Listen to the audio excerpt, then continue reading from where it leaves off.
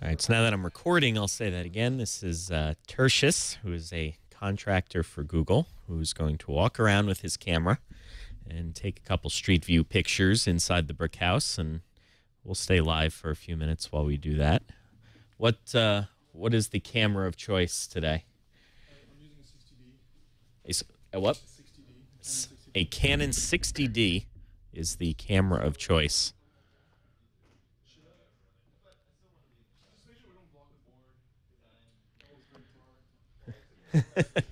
We probably won't stay up for the whole thing, but everybody likes seeing this kind of stuff on the stream, so.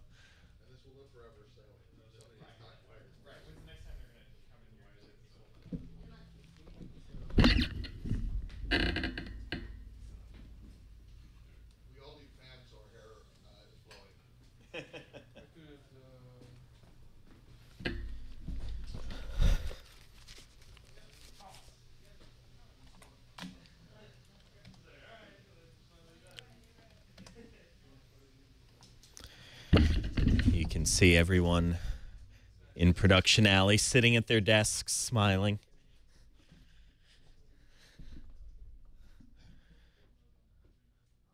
Also lurking over there is Mr. Andy Anatko.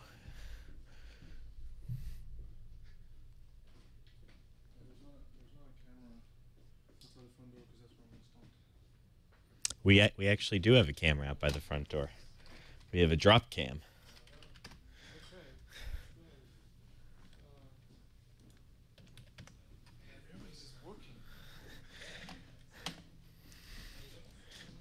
Got to look busy on film. So he's actually starting out in the lobby.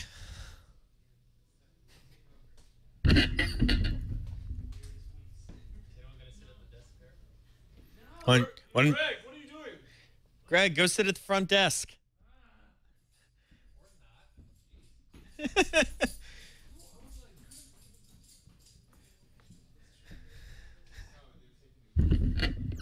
Right. Yeah, I'm not telling Greg to go work at the front desk, just to be a prop.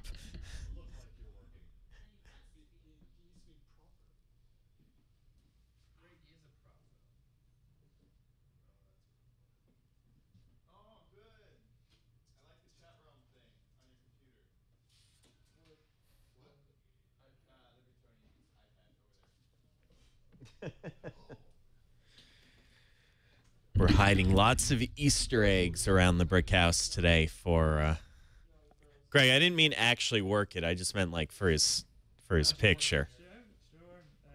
With him extra wide.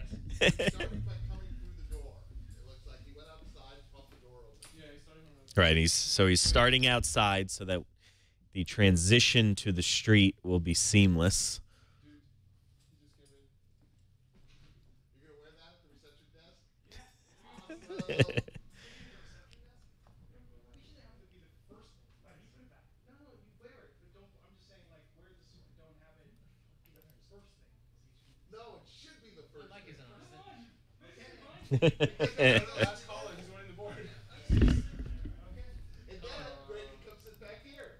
This mic is off, right? Yes, that mic is off. Only my microphone is on.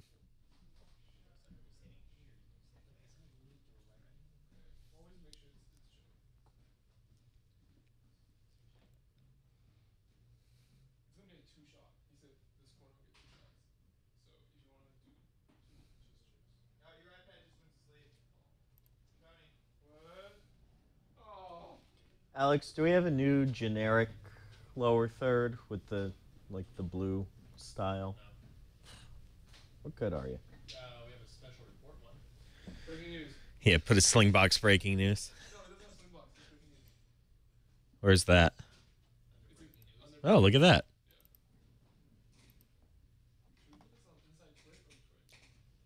It's just the old school green bar. Is that the one you're referring to? Titles, breaking news. Oh, is it breaking news template, special report template? Well, that one's a special report. Breaking news is breaking news. Special report. Special report.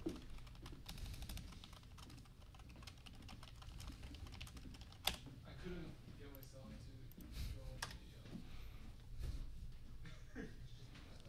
Even though Google Street View is not inside the brick house right now, Google Street View is currently outside the brick house.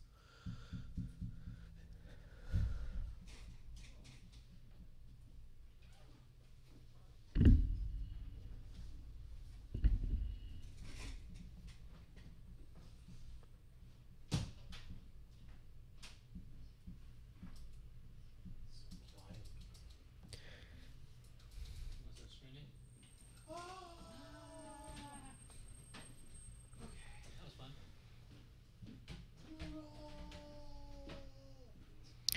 We're just going to do a few minutes of this. We're not going to sit for the entire duration, but as you can see, we've dressed the studio nicely. Alex has been standing in that position for hours waiting for his turn.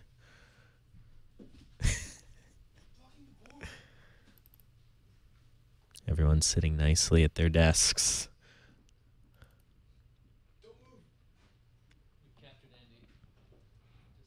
So he's not gonna go in like your office, Tony? Nope. But he's gonna go in Leo's office. Yep. He's doing the studio and then Leo's. What studio? Your Yeah. basement? No. What about bathroom? This is the neatest the studio has been in ages. Nope. No kitchen. We don't have a kitchen anymore? No, it doesn't exist. Nope. Oh, shit.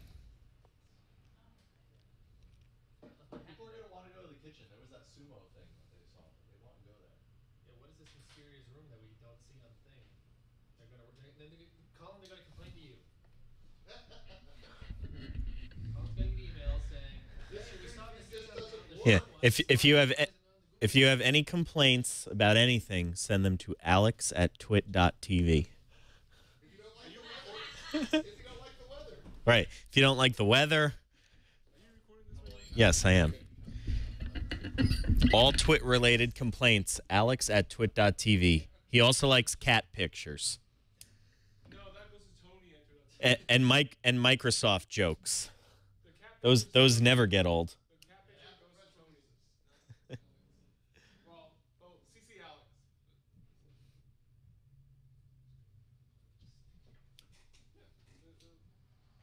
I'll just happen to have this Tony in your crotch.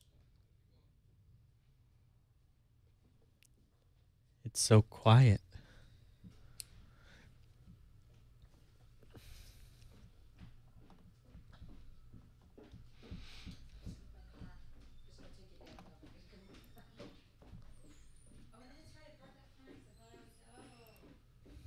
What is this for, seriously? Isn't the hand equipment? It's for know-how, man. It's a prop. It's a utility knife. You guys need the lightsaber.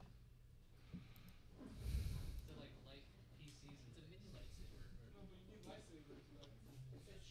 Yes, Web5727. Nicole is leaving us.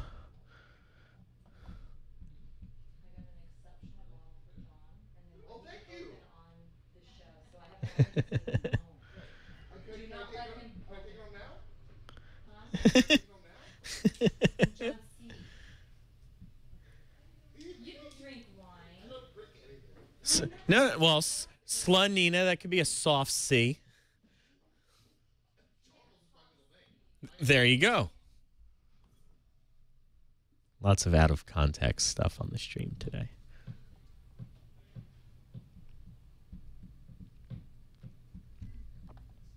So he's taking the. So I think the most entertaining stuff is going on just out of range of this camera.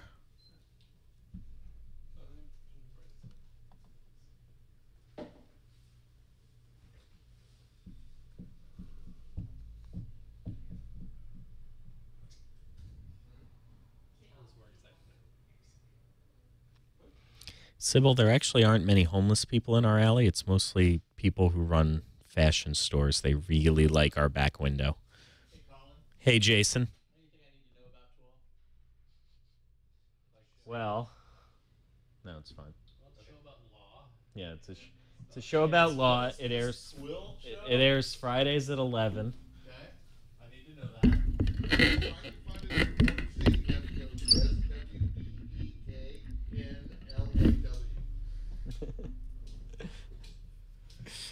I'm sorry I asked.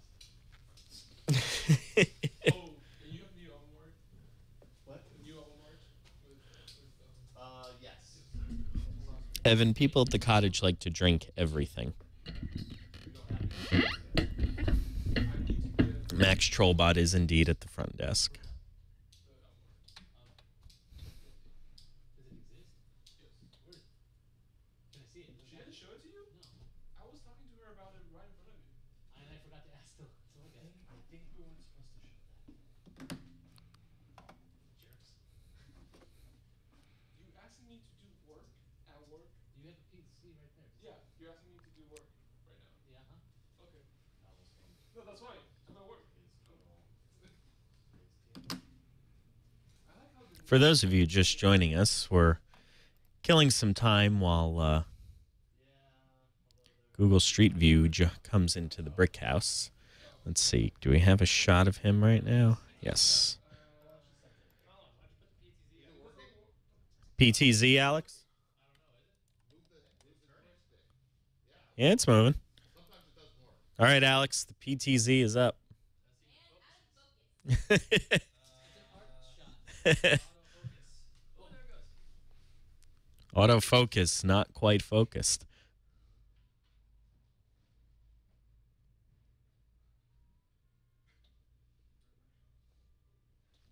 Wow, you can really hear that thing when there's no noise in here.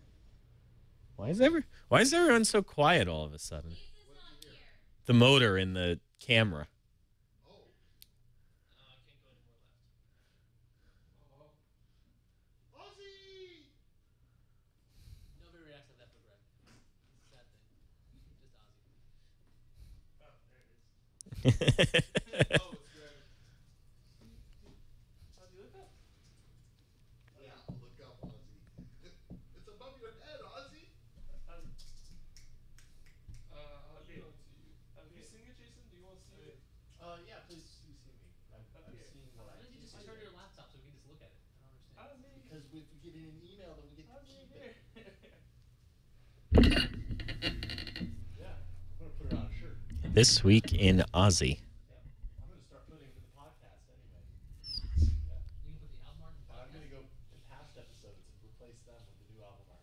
You are a crazy bastard. All 500 TNTs. Yep. And I'm gonna Especially the episodes we're not on. So that'd be even better. go into old video versions and Oh, replace that? the banner at the beginning. Well, I Maybe, definitely think that for the first episodes it'd be great, especially since Sarah and I are not on the show. Yeah. Well. Actually, you're not there either. So. Yeah. I mean, I'll respect that. So, are you getting a new album art that has the whole Crew. cast of TNT? Not just that whole. Mhm. So we're zooming in on your screen. That's Thank you for showing my. That's my Twitter email address. What is that? No, you got There's something on his head.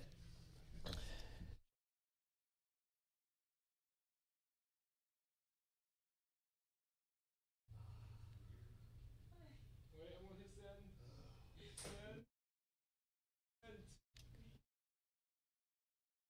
The camera. I don't know. He's not in the room. He's outside. He's up. He's coming. Let's stay live. Okay. Just let me know. That was very Matrixy. I mean, unless you need Greg to take over. No, I just, I mean, you've been sitting there a long time. I don't care. Hey, Alex, how would you like the TV for a while? Not really. Who wants to be at the TV desk when they take the camera? I want No, to. let me take the camera. Shot. Oh, Greg, you want a TV? No, I was already at the front desk. I'm all right for the moment. Yeah, right. So it needs to be. I thought they were gonna blur our faces out anyways. I'm not going to blur out Max Trollbot. Well, yeah. I said they should blur out Max Trollbot. It'd be funny if they did. It'd be funny if they did blur out Max Trollbot's face. Max Trollbot. It'd be kind of hard to hide the face. Now, why am I taking up so much space in the art? You could be in multiple places at the same time. Check his head. He's got a gun. Cool breeze. We just kind of forget about it. It's just a way of existing here. You just got to be careful when you pick your nose. Somebody asked what it's like being in an always on studio, and if you just forget about it. I said you forget about it, Always but one's on CNET. Stop talking about it. Not that we use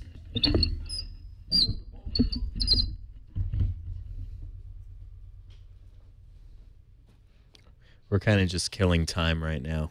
He's Ask the chat room if they would rather watch us kill time or watch the pre-recorded social hour. all right. So everyone, Jammer B wants to know: would you rather see a pre-recorded social hour or see us? So if you would rather see a pre-recorded social hour, type 0. If you would rather stay live until Home Theater Geeks at 2 or somewhere near that, press 1. Yes. It's just delay. I felt the bullet in there. I think that's our answer. Marvin doesn't.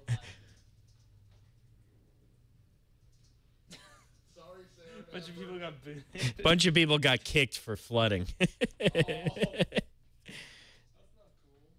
That's how we. That's pretty one-sided. I'd say so. So we have 4 votes for the social hour. That is cool. What is that, Tony? That's chatroom.us.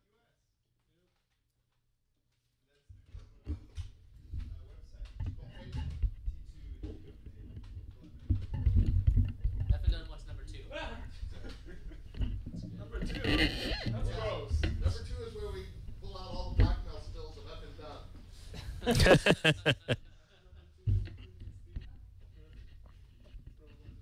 That's a nice focus on the wire, Alex. Is there a manual focus? Here, I'll have the manual. Yes, there is. Does it actually work? No. Yes.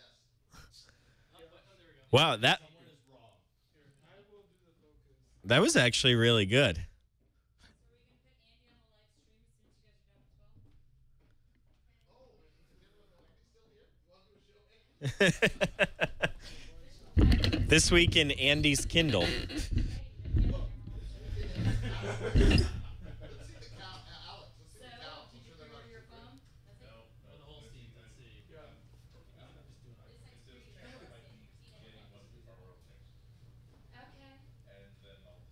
Should I hit the cows with me? On the bar next to me, like, you know. Try and shoot the cow. Don't hit the cows. Don't hit the cows? Do not hit the cows. Are you challenging me? No, I'm saying not You think hit it's Andy's worth it? cows. You know those are Andy's, right? They travel the world with them, right? You know that? Cause I have the Mophie, I need something around it. I will bring something, right? So, but it's a lot later, you think? Oh, this is empty. Andy's foot. This week in Andy's foot. Third right now? Yeah. I hate that, cause it makes you, this phone, I know it's Oh, I have spotted Alex, the back of production alley. and it's just like, okay, I have to get it. It's not a, I need it. Oh, he's in that. There he is. The Google Street View man and Odocta behind him. He's shooting with a Sigma 8mm fisheye. He's shooting with a Sigma 8mm fisheye for the curious.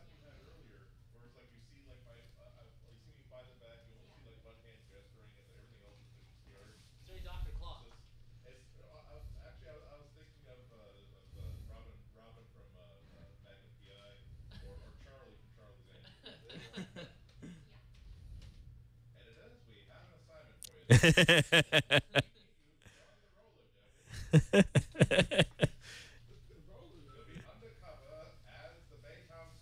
Why is Andy not mic'd up? Someone get that man a microphone. We have a wireless stick somewhere. You have a wireless. Where is the wireless? Pressure. Too much pressure. To before. Oh, he's a great host. No? If he asks for a microphone, we'll give him one. He'll force the microphone on us. Give me a microphone. I like how we're talking about you in the third person as if you can't hear us. If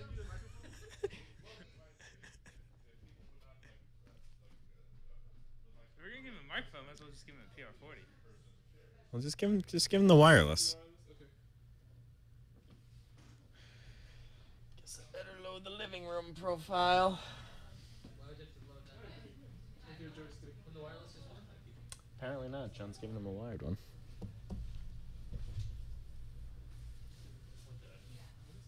my camera. It says relax on it. Oh. There's Ayaz. I can go down. It says hit. 73 degrees here in.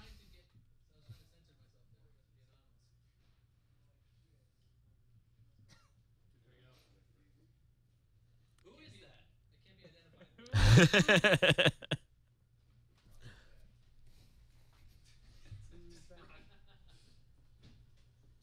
Robot bot wants to know why we're zooming in. To get there, look. Because moving shots are new and novel at TWiT. Yeah. Mr. Andy Anako, ladies and gentlemen. Thank you very much.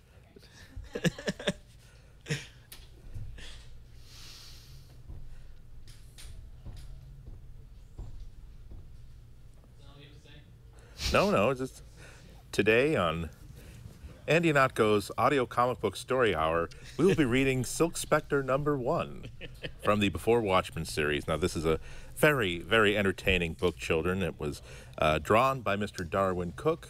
I'm sorry, written by Mr. Darwin Cook and drawn by the exciting artist, always exciting, Amanda Connor. I'm out of cameras. Page 1. Oh, I guess we don't. In the first panel, we see sort of a wide shot of assorted bric-a-brac on top of a television set. You see a snow globe, photo of a small child, a group photo of a party scene, and a Vargas-style pinup of the Silk Spectre. The first caption balloon says, "As a kid, you see your life and you just want it to be perfect, like it is in the picture books and the fairy tales." In panel number 2, we're tightening in on the snow globe. We can see that it's sort of a castle-y sort of thing, a medieval castle surrounded in snow drifts. The caption says, "And older people, they encourage this." In the third panel, we're tighter on the castle still inside the snow globe, and now we see that there's a little royal family inside it.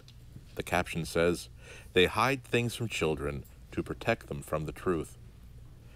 Panel number 4, tighter still. Keep them in a pretty bubble where none of the ugliness can reach. And now in panel number 5, we can see that these aren't just any royal couple. It seems to be Silk Spectre, the Golden Age version, her husband, and a little child who will grow up one day to become the 1960s Silk Spectre of the Watchmen series. This caption is, "But kids are smarter than we think." You know, kids are smarter than we think, and probably a lot smarter than we give them credit for. Children, I know that sometimes it sounds as though your life is very, very hard to understand. Your world is very, very scary sometimes, but realize that there are people in your life, in your world, who love you very much and will protect you and look out for you. And if it seems like no one's listening to you right now or today, that day is coming soon when they will trust you and think about you all the time. There's so many people out there who want you to do well and want you to succeed. And if you don't feel that every single second and every single day, know that it's true nonetheless. Well now, panel number 5, we're zooming in tighter on the little girl in the picture. They may not comprehend the words, but they can hear the way they're delivered. Panel number 6, they try hard to hold on to the illusion, but it's hard to ignore all the hatred and yelling. And what's this? The little husband in this little diorama is being pulled out of the snow globe. Final panel of page number 1, especially when it is turned towards them. From off panel, someone asks, "Laurel Jane?" That was a lovely page, wasn't it? Are you interested in what happens on page number 2 of Silk Spectre #1? Let's find out. Laurel Jane, off camera again. And now someone seems to be holding or picking up the snow globe and shaking it. We see that the snow drifts are now surrounding the castle with turbulence inside that ball. Panel number 2, the snow globe has slipped from the person's hands, and in panel number 3, it smashes into a bajillion pieces on the floor. Panel number 3 goes all the way from one margin of the page to the other. A little girl is standing in front of her mother, who's kneeling and sweeping up the contents of the broken snow globe. The little girl is dressed for Betty Bye time and holding a trusted little furry floppy rabbit toy, asking her mother, "Is he gone again?" and sniffs. "Yes, baby, he's gone again," says Mommy. Panel number 5. But this time, well, come sit with me, Laurie. The little girl is crying and looking up at her mom. Middle panel of the bottom deck. That'd be panel number 6. He's not coming back, is he? Mother says, Laurie, honey, your father, ... The final panel. Don't say that, the girl says. He's not my father. Mommy says, please don't start that again, Laurie. He was my husband, and he is your father.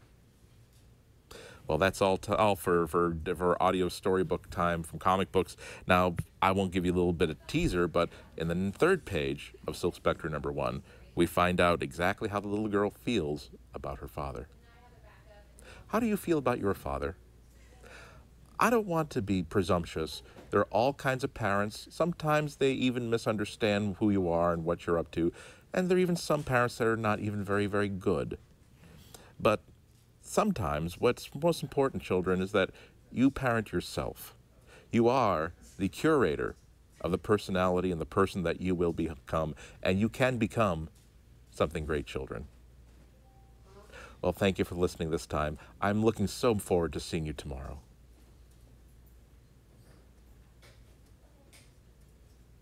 And now back to the Street View. That'll keep the little bastards happy. You got some more of that homebrew?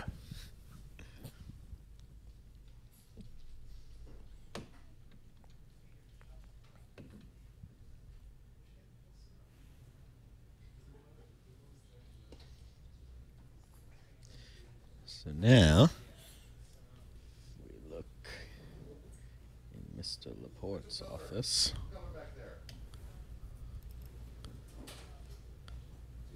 This looks like a job for Drop Cam 2.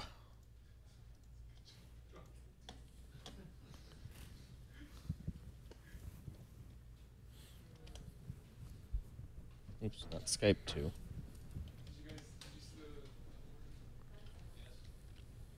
Taking up a lot of space. Huh? I'm taking up a lot of space in the album. My shoulders up like Jason's face. Andy, your mic is still live. That's okay. That's why I've been cursing in sign language. If the spirit moves you to chime in at any point. Okay. Web 933 is asking, what's the next topic on the Almanac Show? Well, if we can do cross-buzz marketing promotion. I actually had to record it last night, and it was one of those podcast verite moments because I really didn't have a topic, and I talked so much about the iPhone 5 over the past 2 days that I felt as though, I think that people have sort of heard. By the time this thing will actually go out, people will have pretty much heard everything there is to say about the i5. And so instead I decided to talk about actually the iPad, because this is yet another trip in which I don't have my MacBook with me. I don't have any notebook computer with me. I'm doing the entire trip with just my iPad and my Bluetooth keyboard. And it's really kind of astounding how easy it is to get by with just the iPad. You sort of trim away all the stuff that you don't really need about your computer. Like mine has a 500 gigabyte hard drive built into it. And so every time I travel, I'm taking my entire photo library with me, my entire music library with me, every single app that I own, pretty much most of the comic books that I own digitally are there. When actually, really, I'm going to be in town for 4 or 5 days. I'm going to have to write like maybe 7,000 or 8,000 words. Do I need to have my entire life with me? And so it's kind of a really good thing that I just have this tiny little thing with me. So I wound up having to do the entire show via Skype, like through the iPad. It's kind of lame maybe that I don't like sit down and write out a show beforehand, and this is probably the lamest episode that I've ever done, because not only was it about I'm reminded that I'm using the iPad for Skype, so this is all going to be about using the iPad as my primary device, but also because I had the new Apple earpods in as my microphone and stuff. So I also wanted to talk about those earbuds.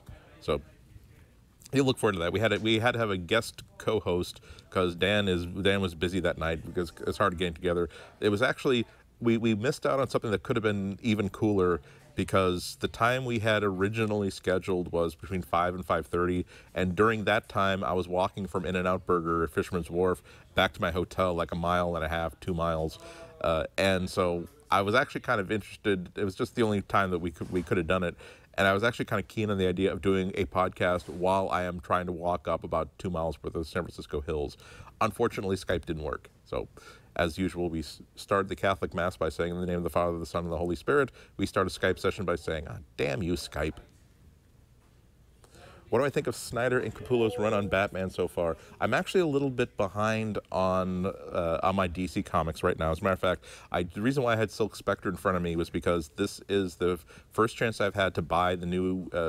I bought Silk Spectre #2 when it came up and hadn't had the time to read it. I know that last week, the issue 3 came out, so I'm getting caught up on that sort of stuff. I love the issues I've seen so far. Loving the Batgirl on the new 52. Loving Batgirl. Loving the Before Watchmen comics. Loving Justice League. I'm kind of disappointed that Jim Lee is leaving the book. I think he's leaving after 15 or 16 because, man, that's exactly the sort of summer blockbuster style comic that I love, that Jim Lee's work on Justice League. Yeah, Capullo's run on Spawn.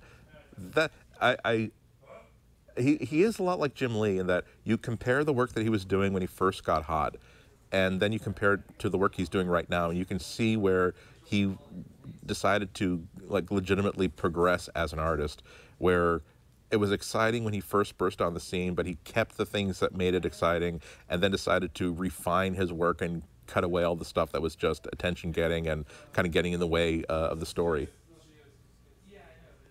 Do I think that comic book publishers have found their groove in leveraging the iPad's full potential, or how could they improve? I'm not really sure. Now here's what I'm talking about. I don't know if I'm on camera, but I'm actually using Comic Zeal right now, and so it's Comic Zeal doesn't do anything special. It's just like JPEG scans of individual pages, and you can turn them page by page by page. You can zoom in, zoom out. That's really all I need. Maybe I'm just an old guy, but I keep wanting a comic book to work like a comic book. I've seen all kinds of motion comics. I've seen all kinds of caption comics where there's blinking and there's like lens flare and there's like music that comes up and comes down and and dialogue balloons pop in and pop out. I appreciate the effort, but it just gets in the way of the story for me. I don't think anybody has really cracked the problem of how to take advantage of the interactivity that's possible with an iPad, and I think that the best way to do it is still just stick to the same like molecules of comic book storytelling, which are comic book pages. So I don't think anybody's really exploited it well yet, but I don't think that they really need to. So that's kind of okay by me. Yeah, Spawn, the only thing good on it was Neil Gaiman's Angela character. Yeah, I think Todd McFarlane works great when he has like sort of a deadline for a story. I think he's one of those creators where he does great when you have 6 issues to tell us a beginning, a middle, and an end. But when you when he tries to do an open-ended concept, Spawn just kept spiraling out of control. Also, Todd McFarlane is one of those artists where I kind of got tired of him pretty early on. I kind of feel like I'd seen every trick that he could possibly do, and he just didn't develop the way that I would have liked it to.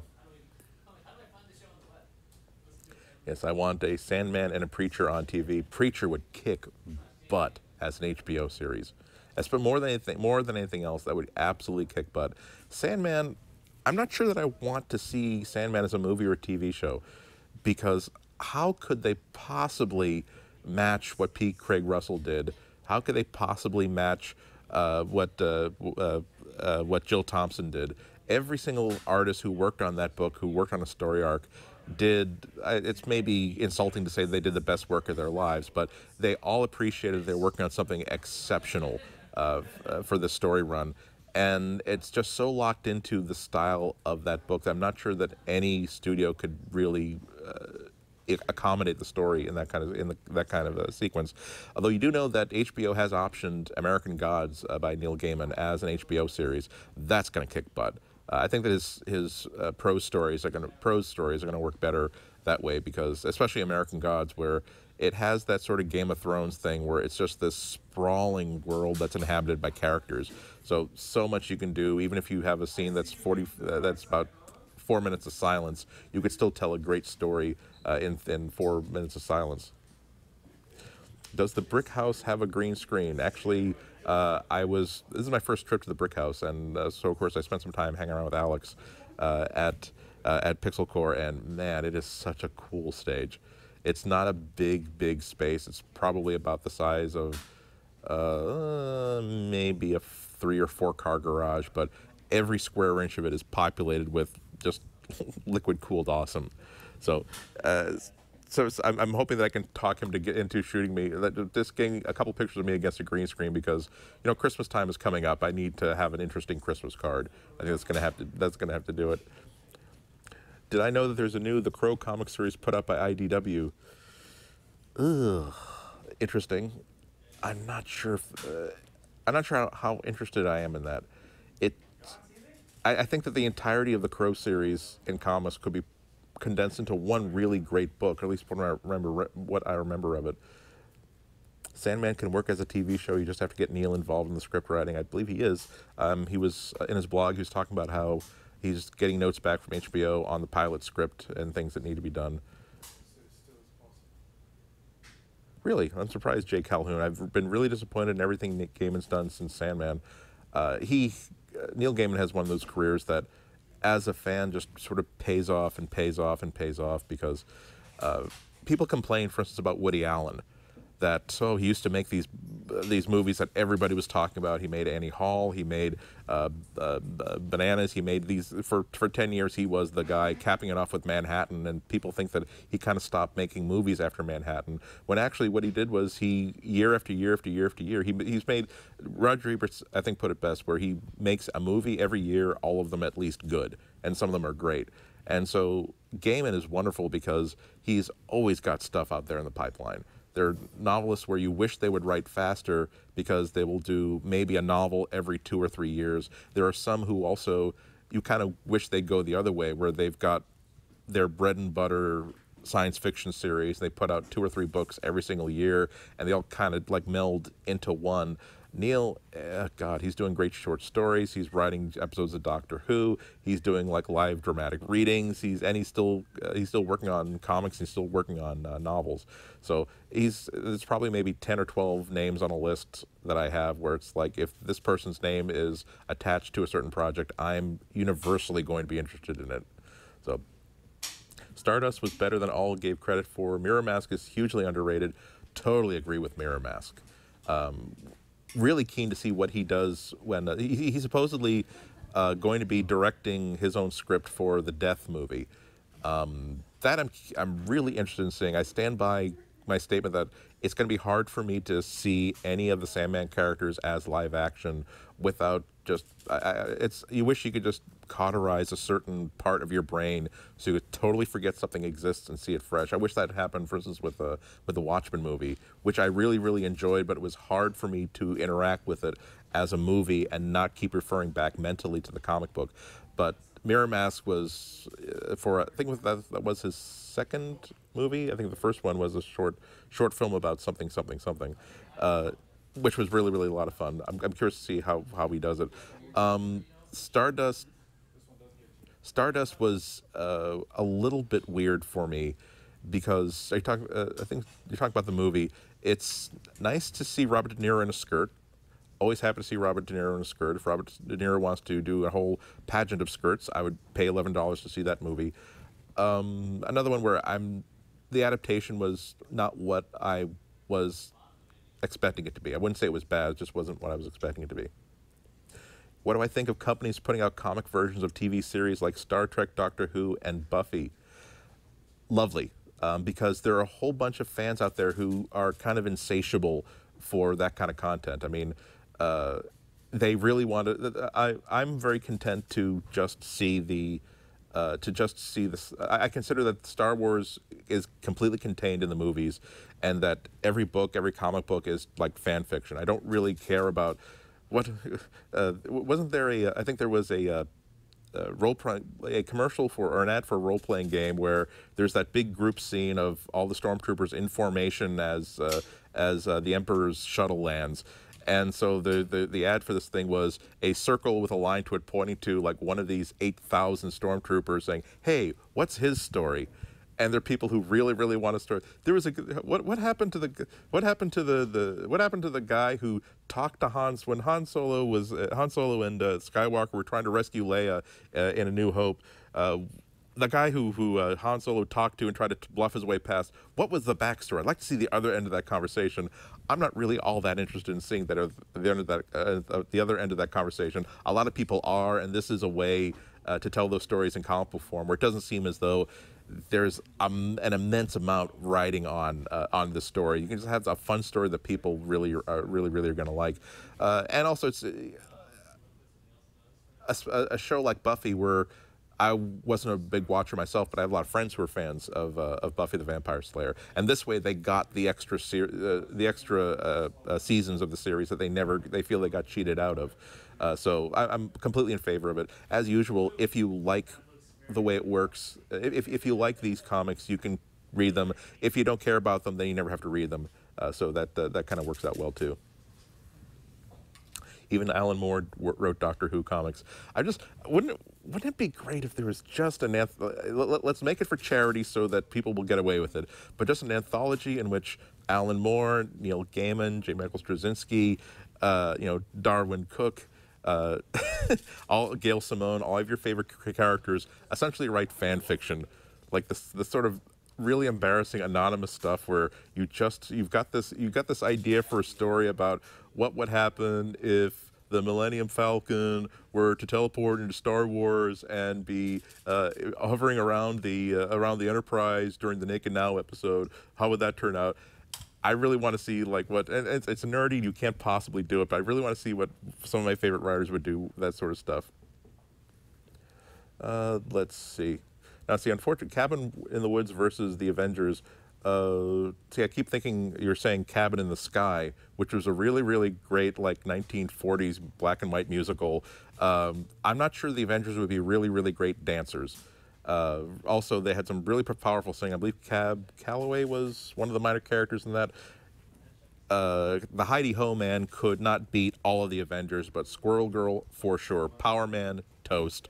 Let's see, Black Widow. I don't think the Black Widow would have a lot of defenses against Cab Calloway. Yeah, J. Michael Straczynski keeps going down, in my opinion. I think that my problem with J. Michael Straczynski is just that I love Babylon 5 so much. And so you forget that not everything is going to interact with you in exactly the way that that thing that you loved is going to interact with you. I gotta admit that Spider-Man, oh boy, did he break my heart on Spider-Man. It was just dumb revelation after dumb revelation. We have a story in which Peter Parker turns into a giant spider and dies. Bad enough. And then Peter Parker climbs out of the desiccated, cracked husk of Peter Parker, the spider thing. And okay, I guess. The idea of Gwen Stacy coming back to life, the idea of Gwen Stacy having two children that might be actually Peter Parker's, but then, oh, don't worry, we didn't screw it up that badly. They're not Peter Parker's children. They are actually they're actually illegitimate kids when she slept with Spider-Man's worst enemy. They brought back Gwen Stacy? They didn't bring back Gwen Stacy, but what they did was I read the backstory of this where two kids show up who are very, very much like Peter Parker, twin, a girl and a boy. And the original story that I heard that J. Michael Straczynski wanted to do was that they are Gwen Stacy's kids by Peter Parker because they slept together. And so he's had these kids like all this time and never knew about it. And so, but I guess I heard that the Marvel editorial said no, and the way to rescue it was no, it's not that she was sleeping with the Green Goblin at the time, so they're actually Norman Osborn's kids. And I'm like, okay, thank you very much. You've been a lovely audience. Good night. That's when I stopped. Right? It's what I. The clone thing. Yeah. When they did Yeah. But the wonderful thing that happens is in comics is that there's almost a universal consensus that in editorial that this was a bad idea. We never should have done this. We don't have to retcon it. We don't have to tell a new story in which we've explained why this didn't happen. We just have to all agree never to mention or refer to it ever again. And that's exactly what they did. Marvel, DC just blows up their universe all the time. What do I think about the death of again? A major character died in Marvel. I want, for people who have not read the book in which that happens, that's just stupid. I mean, Marvel has to stop killing off major characters because it has no impact whatsoever. Everybody knows that there's already a plan to bring this major character back. It's just really, really just terrible. Also, I wish that they could figure out a way of saying that we're going to try to create a big emotional and dramatic moment without a needlessly flashy gesture. It's tough to make you feel as though your heart's been torn out of your chest just with a conversation between two people that ends with two people walking away from each other. It's when you say, oh, I'm just going to blow up this guy and have this guy commit suicide and that guy commit suicide by blowing himself up and killing this other guy. It's, how about finesse? It's like Jean Grey dying every 3 years. Yeah. Jean Grey dying is like the Olympics. Yeah. How did the new iPhone feel in my hand? How fast was it?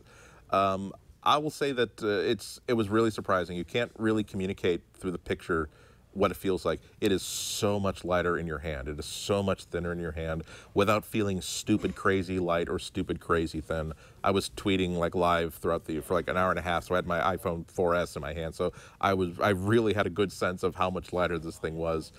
So it really is all about there are a lot of people who thought that the iPhone 4S wasn't a major upgrade, chiefly because they thought that, oh, well, look, it looks exactly like the previous one. Even though it was a much bigger improvement, you can see why there seems to be a bigger...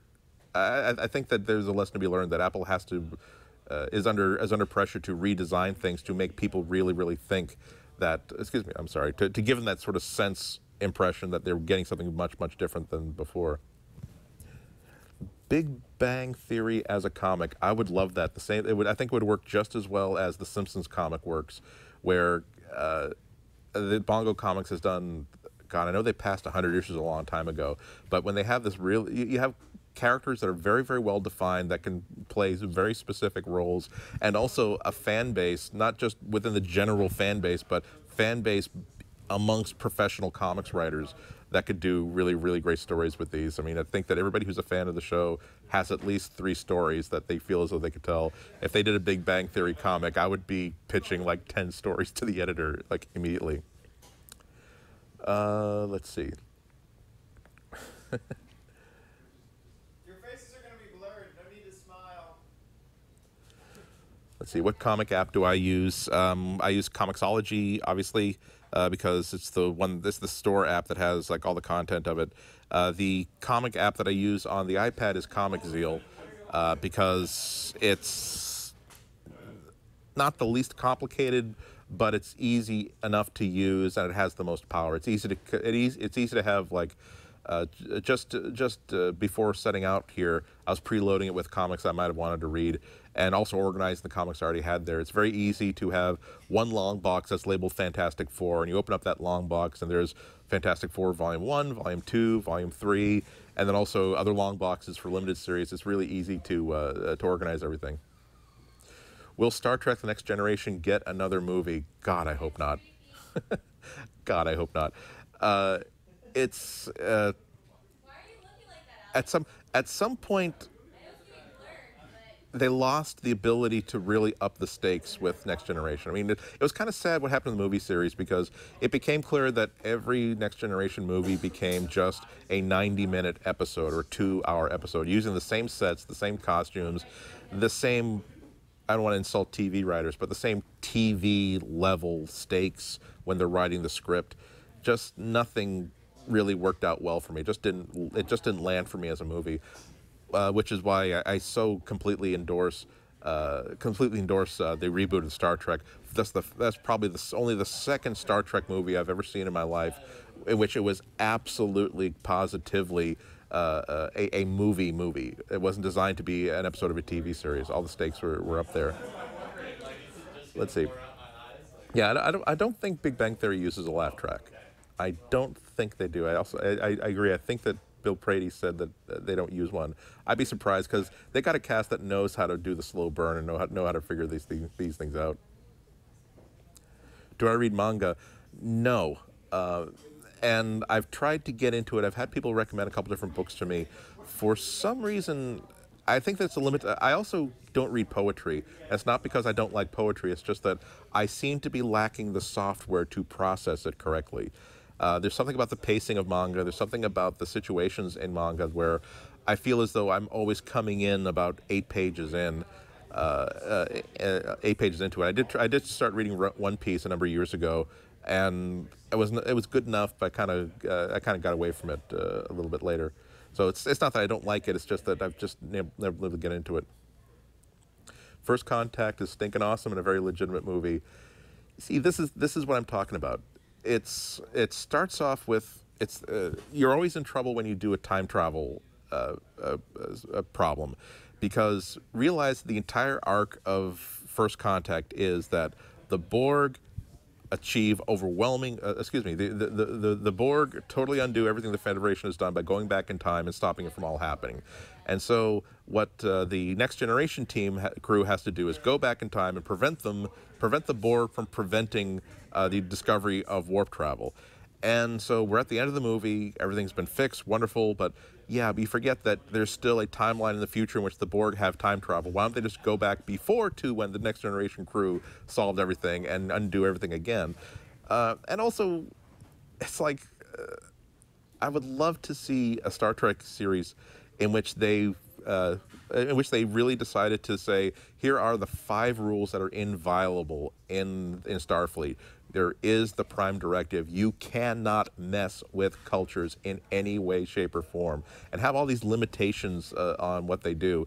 Whereas they don't even care about the time stream. It's like, oh, we're going to actually identify ourselves as people from the future. We're going to identify ourselves to Zephyr Cochrane as you did invent warp travel. We're going to give you all the tools and techniques you need to actually make that happen.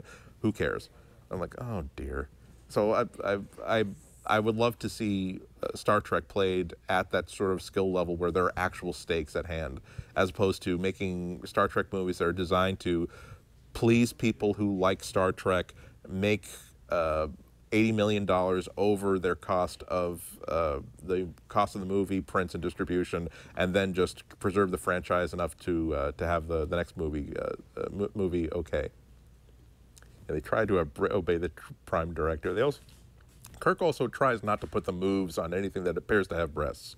It doesn't work out as well as they like to. Yeah, he is the Romney of Prime Directors. I get that too. Yeah, and I also saw a comment about Voyager. I also have to talk about Voyager a little bit. So I was, because it ties into what I was saying a little bit earlier, where what I loved about the concept of Star Trek Voyager was that it felt like it was going to get back to everything. It was going to fix everything I didn't like about Star Trek, where you have a Federation ship fully crewed that gets stranded beyond any hope of any rescue. They can't even work on trying to get back. What happens when they're cut off from Federation, cut off from the command structure? They can't fix the ship, they can't refuel, they can't do anything like that. They just got to be 180 people who are working together. And it was kind of okay for the first 3 episodes, but by the end of the first season, they were replicating a shuttlecraft.